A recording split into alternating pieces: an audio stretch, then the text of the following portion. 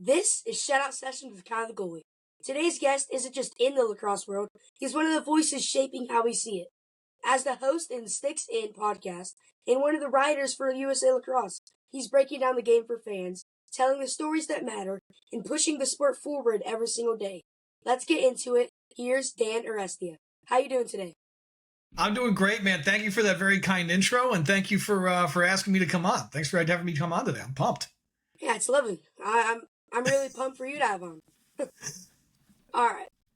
When did you fall in love with lacrosse?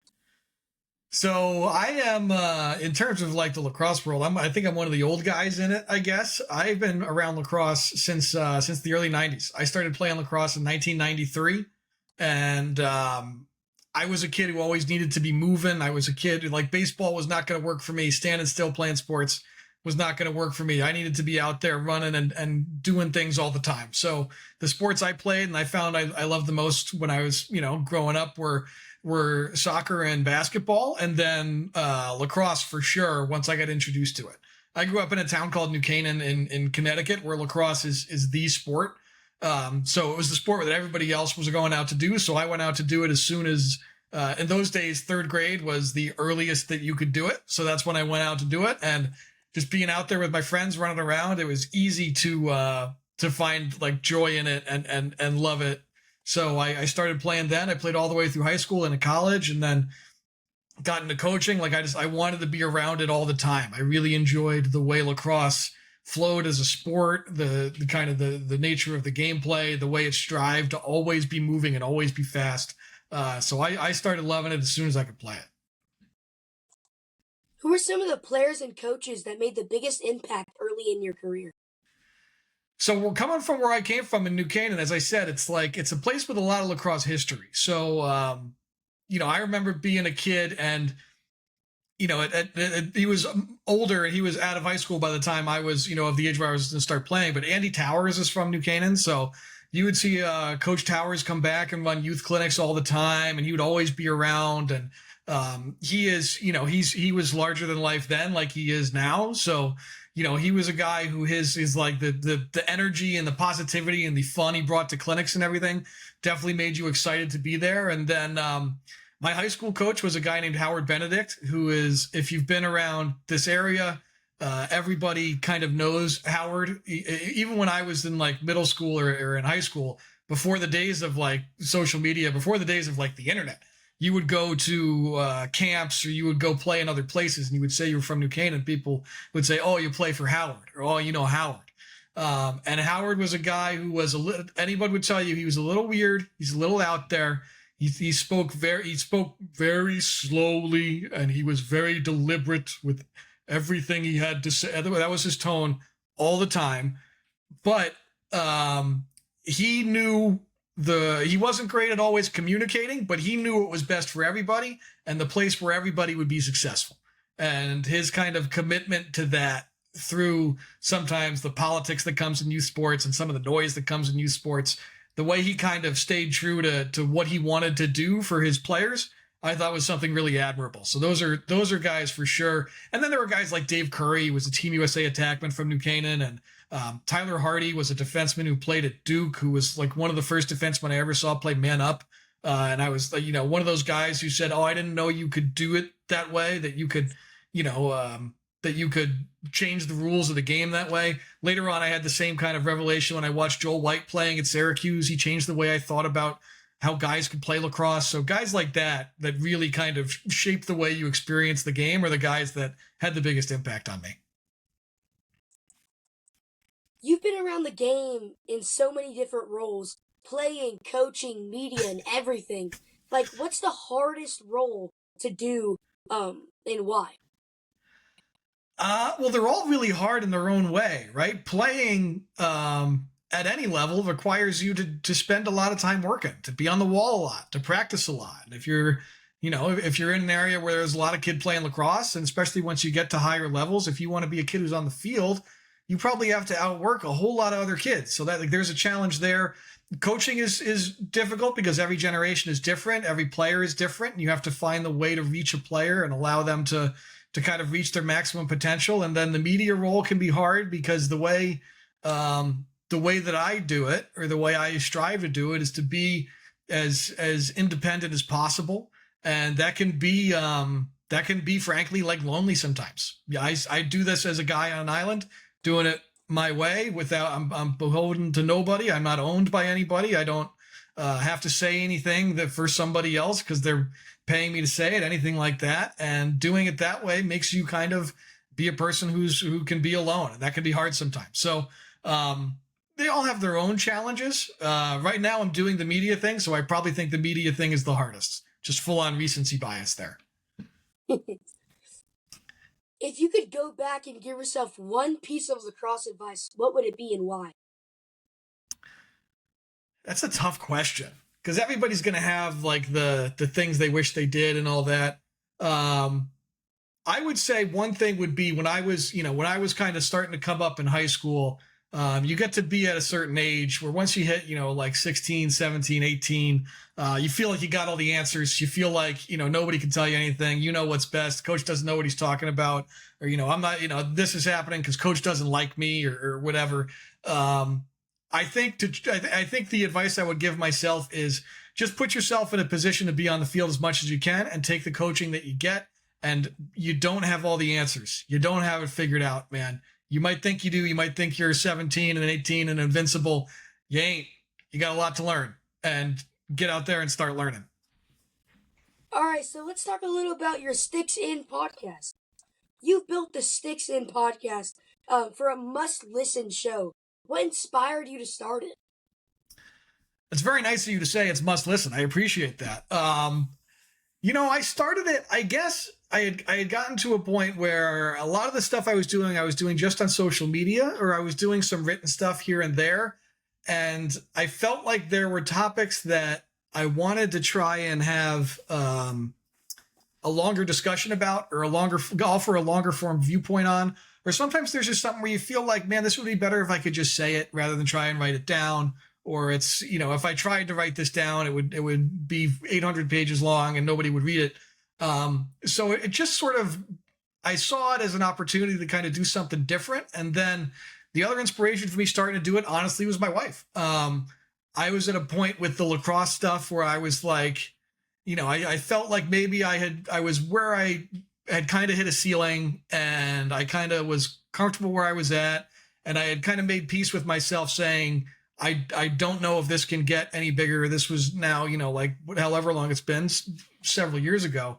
And I had decided, I don't think I could just do this as something that was the only thing I did, or something that would ever, really grow into anything meaningful. And I would say those kind of things. And my wife would say, like, how do you know that? You haven't tried to do it yet. You haven't really, given it your best shot. You haven't, you talk about what if, a podcast, would that do anything for me? Like, try it, get out there, start one. And she helped me like with logo design. She helped me with website design. And she really, really pushed me to take it to another level that it seems like it's working out. So a big inspiration, definitely goes to my wife as well.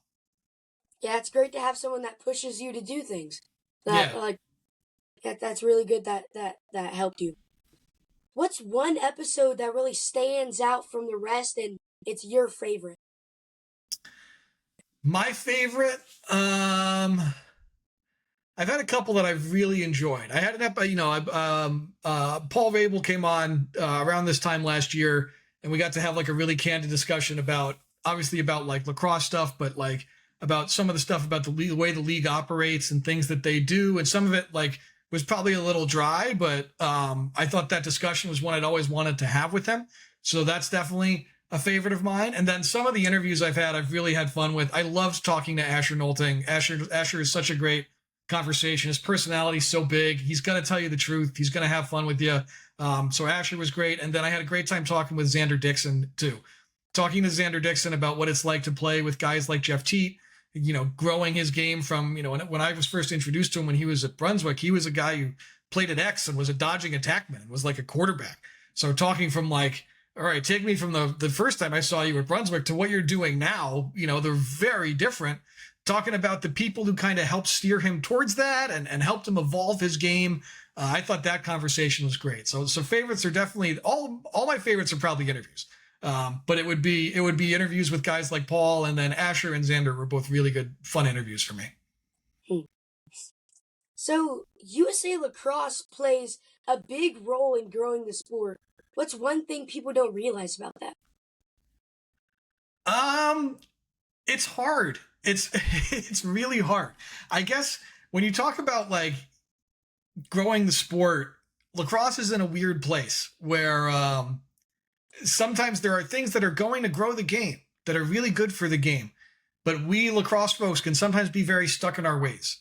And so, USA Lacrosse plays a big role. They had USA Lacrosse Experience last fall. Really cool sixes event where players got to represent their country and play sixes, the new format that's going to be in the Olympics. It's a very big deal that lacrosse is going to be in the Olympics. Sixes is part of the future of this game and what growth looks like.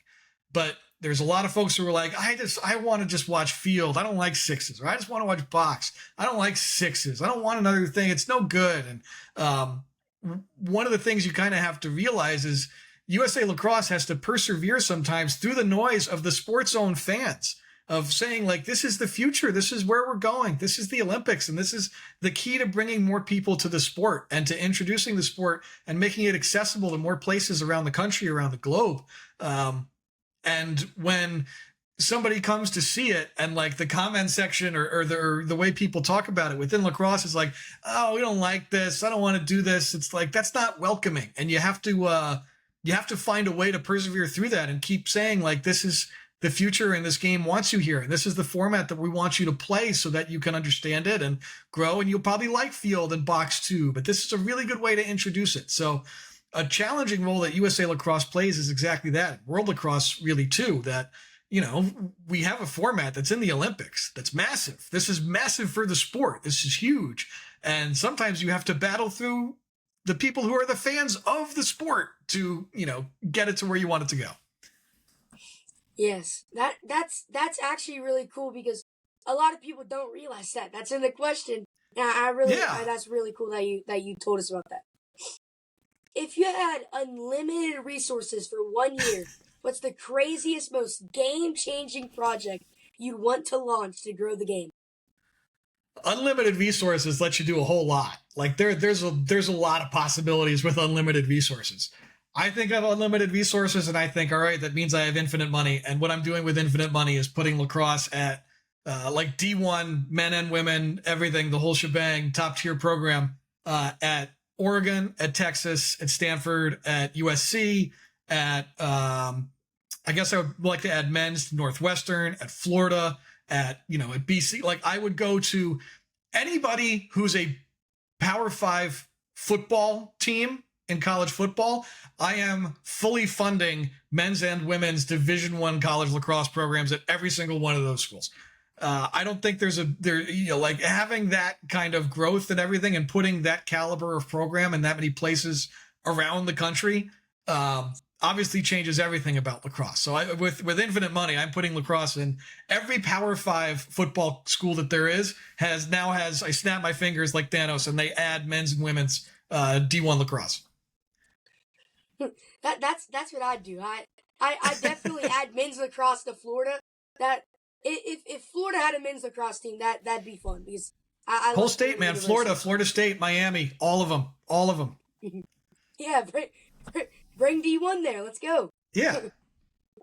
There's been so much talk about growing the game in non-traditional areas. What's the biggest success story you've seen so far? So there's a few, I think, of places. There's a couple ways you can kind of go about this. One, I think that I would always start with when it comes to what it looks like when you really invest in an area and sometimes how long it takes is Japan's national team. The Japanese at the Olympic level, certainly at like in sixes in the World Games in Birmingham, that's a team that's like, you're talking bronze medal for them. Like that's a level of growth. And that comes from basically, a paraphrasing and going very short version of this here, but like some Hopkins players in the program traveled to Japan like 40 years ago and dropped off a bunch of sticks and showed them about the game. And now here we are. The sport kind of took hold. They grew to love it. And now here it is, like they've arrived at a place where they're an international power in the sport. And, the men's U20 championships start tomorrow in Korea, and the Japanese team is going to be good at that. They're going to give the teams that, you call them the Pool A teams, the USA, the Canada, the Haudenosaunee, the traditional powers. Japan's going to run and gun with some of these teams. And I think that's one of the better ones, certainly at an international level. At other levels, I think the growth that you're starting to see in places in the Midwest is really, really impressive. Look, a guy like Graham Bunny Jr. is one of my favorite players to watch in pro lacrosse. He's from Missouri. Sergio Perkovic, Eamon McEnany made him famous calling him the Motor City Hitman on TV, right? You get guys from Michigan, from Missouri, certainly guys in Ohio and places like that. And then, out west, the players that are coming out of Oregon are spectacular, whether it's Tucker Dordovic or Sam Hanley or Ajax and the Zappatello boys, Ajax and Hopper at Dartmouth right now. The growth kind of in Oregon, I would say, and then in the Midwest here domestically has been really, really cool. All right, so let's talk some PLO draft and some hot takes. The PLO draft is coming up, and I have an answer. Who do you think the number one pick is going to be? This is a tough draft for the number one pick. I think depending on who you ask, a lot of people are going to have a lot of conviction about who it should be. I'm sure if Kark was in my seat right now, he would tell you it's Joey Spallina, 100%, no questions asked. We're taking Joey, not even thinking twice. I think there's a lot of ways it can go because there's a lot of really good, it's a draft with a lot of very good players at a lot of different positions, right? You have Joey, but look, you have defenders like Will Schaller, like Bobby Van Buren, like Will Donovan, who are, first round caliber defensemen who, if that's what your team really needs, that's the guy you would take. You have midfielders like a Mikey Weishar or like a Matt Collison who are like prototypical game-changing pro midfielders. And then you have guys like Joey, you have a Michael Leo who's kind of a tweener for the next level. Like there's a lot of really good players, and a lot of it comes down to, we've seen with the PLL draft, is these coaches draft for need. It's not always just take best available. They really do look at their roster and where they want to improve. And they don't care what my mock draft says or anybody else's says. The guy that's the best for their need is the guy that they're going to take. So who do I think will be the number one pick? If I'm the GM of the Archers and I'm considering what my needs are or what I would consider the Archers' needs to be, I would be looking at Mikey Weishar or Matt Collison. I would lean towards, I love Mikey Weishar as a player, and I think he's a franchise-changing midfielder. He's a perfect fit for the Archers. I don't know. We can break a little news here, I guess. But look, Tom Schreiber needed surgery to repair his knee after that injury. You got to consider that he's, into his 30s and will be on a surgically fixed knee next year. And, you probably want to start looking at your midfield and getting some more midfield depth, some midfield help. I'm sure if you ask Grant Amon, he'll say he's fine playing midfield. I'm sure he would also say he would love to be playing attack. So I would be looking, I think if it's me and I'm the Archers guy making the pick, I'm taking, I think, Mikey Weishar. Yeah. What Archers need is anything. They could take a face-off, a midi, an attack, a defense, anything but goalie position. Nobody would be mad about it. Because they just need a rebuild right now. And I'm saying that as an Archers fan. I'm not. Yeah, they're in a weird spot because they were so injured, right? Trey Leclerc missed the first month of the season. Matt Moore missed the second half of the season. Mike Sisselberger played with a broken hand or whatever for 3 weeks and then missed the rest of the season. You lost some guys early. You had Tom get hurt. Every week it was somebody else. Ament was hurt in and out of the lineup. It was just, man, what they need is guys who are going to, play 10 games. Yeah, so they can really take anything, and I don't think they would break the news. So, my Archers currently hold that pick. Do you think they'll keep it, or do you think they'll trade it away for somebody? I would think they keep it. I think, as you just pointed out, if you consider them a team with a lot of needs, I think they have midfield needs. I think they'll have needs on close defense. I think they'll have a lot of spots where they want to try and maybe improve.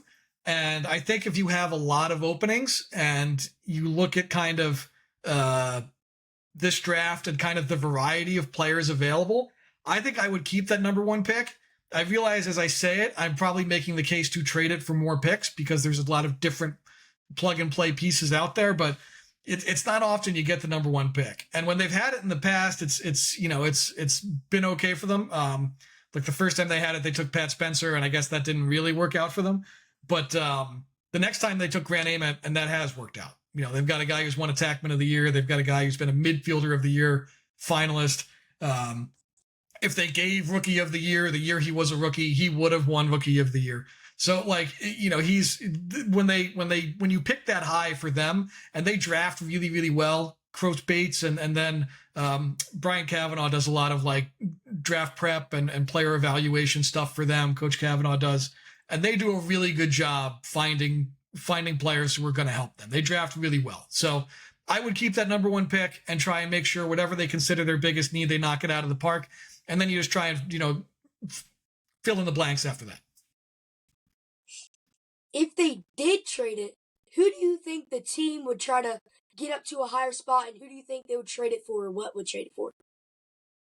I think if we were kind of joking about it with some other folks in Boston during the last weekend, once Utah had the pick, we were like, how long do they wait to call Joe Spallina and the Redwoods and just demand a king's ransom? Like, here's what I want so you can draft your son, right? Like, you got to make that phone call and just see what you can get away with. I mean, I'm calling up the Redwoods and I'm saying, I'm going to take your number one this year, maybe your number two next year, and maybe a player in there, maybe a midfielder in there. You know what I mean? Throw me Cole Kirsten there too, so we can get that guy in the field a little bit more. Look, I think it's the teams that are going to have needs are the teams that are still building. So even though they're both playoff teams, California and Carolina are teams that I think you call and you see like, you guys have some holes. The holes are pretty obvious for both of those teams. There's a player in this draft that can fill that hole for all those teams. If you want to make sure you get them, this is what it's going to take. When you talk about trading the number one pick, I think for the most part, you're probably trying to get picks back more than players, especially if it's the Archers. You're trying to take more guys, maybe rather than pros. So, I would be calling up California. I would be calling up Carolina and saying, what do you guys think you want for the number one pick? I don't think I'm calling Denver. I'm not letting them take any more Tavares and winners, and I'm not letting them do anything else. They're too far ahead of everybody right now. So everybody else is probably in play, but I'd start with California, of course, for the Joe Spallina drafting his son possibility.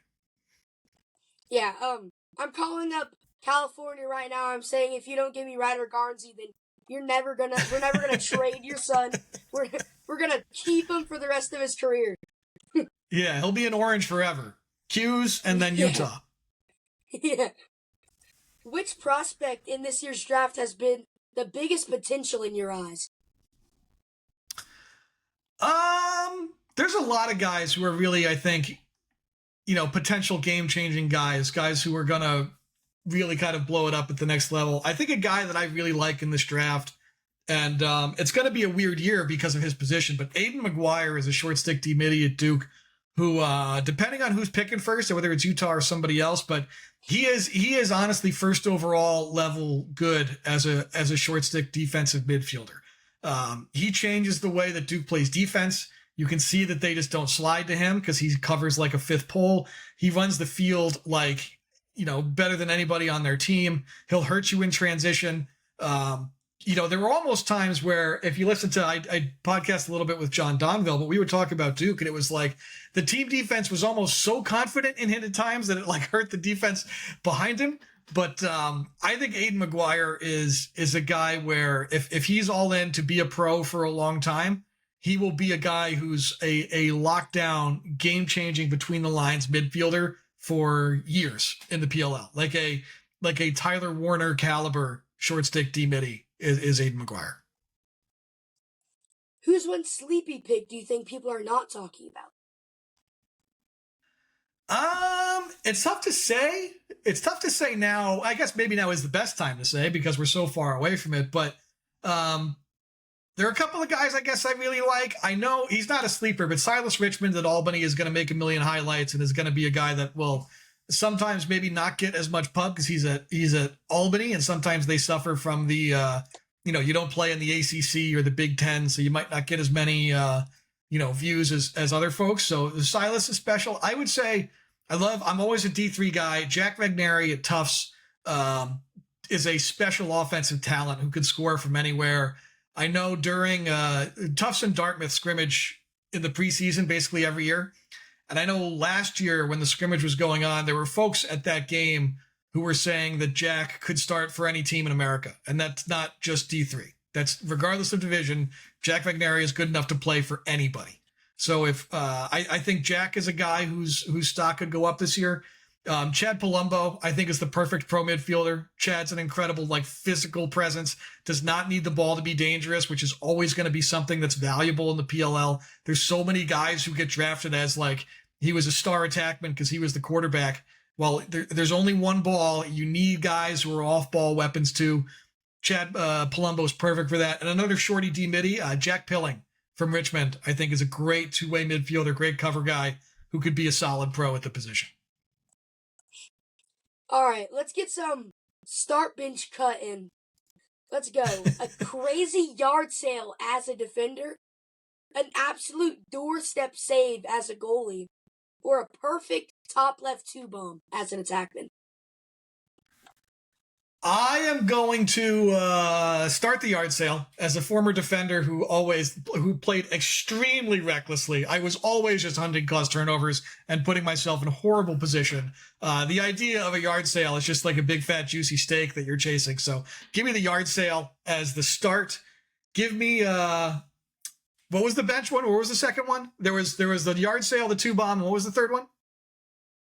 Stuff on the crease as a goalie. Doorstep stuff. Give me the doorstep stuff as the bench, because that is a play that, number one, will fire up you as a netminder, will fire up the entire bench, the entire stadium. Nothing gets the people going quite like one of those big time doorstop stuffs. It gets people off the couch at home saying, "Oh my God, how did that just happen?" And then I'm gonna cut the 2-bomb. I'm gonna cut the top corner 2-bomb. Part of this, I think, maybe happens in old age, or I don't know, but I enjoy watching guys who can shoot more. I don't like necessarily just the guy who just shoots it like a zillion miles an hour and it's just straight gas and he just blows it by the guy. I love watching shooters guys like Jeff Teat or Connor Kelly hit a perfect leaner 2 weeks ago. But the guy who maybe doesn't shoot super hard, but has the unbelievable head and shoulder movement, and you can see he's totally got the goalie going the wrong way or fooled and has no idea where that ball's going. I like watching guys who shoot like that way more than I like watching just the straight flamethrowers. Yeah, perfect 2-bomb. I'm easily starting that because it puts your team on the board, and then as a goalie, I'm putting the doorstop save at bench. And then I'm cutting the yard sale. The yard sale, I think it doesn't have as much use in the game than a two-pointer. Yeah, it's the only one of those three things that doesn't change the score at all. It doesn't affect the scoreboard in the slightest bit. What's one thing you hope your work in lacrosse will be remembered as? I hope people regard it as and remember it for being honest and objective and and consistent. I want people to think that's a guy who was out there doing what he could to try and tell the truth about what was going on and was trying to cover the game and was not trying to I'm not out here trying to go to games just so I can high five players and say I know these guys. I'm not out here trying to just not trying to spin this into money or anything like that. Or I'm not trying to do this for any reason other than I love lacrosse. I love writing about it. I love covering it. And I want to bring it to a place where it's, been elevated to somewhere that it was, leave it better than I found it kind of thing. So I hope people remember me as somebody who tried to do that more than anything else. Yeah, that's great. For kids like me who love playing but also like the media side, what's the best way to start building credibility in that space? I think it's really important to just try and be yourself and be authentic and just be you. I think and especially in a social media world, in a social media age, and in a sport that's growing like lacrosse is, sometimes, you can spot the people who are like, I want to be like Pardon My Take, but for lacrosse. I want to be like Biz Nasty, but for lacrosse. Or I want to be like, pick whatever sports media personality you want to. I want to be that, but for lacrosse. Like, it's easy to spot a fake. The younger generation, like you, can always spot the fake. They know when somebody's being real and when somebody isn't. And if you're out there just trying to do your version of what somebody else is already doing, it's never going to be as good as you just saying, what you believe and what you honest to goodness think. If you have an opinion that's meaningful and you have something to share and you've thought about it and it's, it's not just some like insanity meant to farm clicks and stuff like that, then people are going to, start believing and trusting in what you have to say. I started doing this because, I guess my network kind of started because I reached out to some folks at Inside Lacrosse and to College Cross and said, I'd love to write more and do more about this game. Do you have anything that I could do? And College Cross, and God bless them, Jazz and Safe at College Cross, said, yeah, you can write for us once a week if you want. And I was like, I absolutely would love to do that. And then Terry and Matt at IL said, based on where you live, if you want to do Yale game stories or Army game stories, sure, go for it. So I started doing that. And then you start meeting people. And if you do a good enough job doing that, and you're not just out there like making things up or just launching hot takes for the sake of them being hot so that people disagree with you or fight about it, then people are going to notice that you're working hard. And if you're working hard and you're doing a good job, then again, people notice that. They see that you're authentic, that you're being you. And that's what's going to get you places. Yeah, it's amazing. What's one piece of wisdom you'd pass on to the next generation of players, coaches, or media voices? Players, I think the piece of wisdom is, I would say I started learning this later after I was done playing and everything, but like people say, like, think outside the box and all that. Disregard the box completely. There are certain points where just like forget what the rules are or what you say, the way it is supposed to be done or not supposed to be done. Keep trying to create ways to change the sport and find ways that you love it.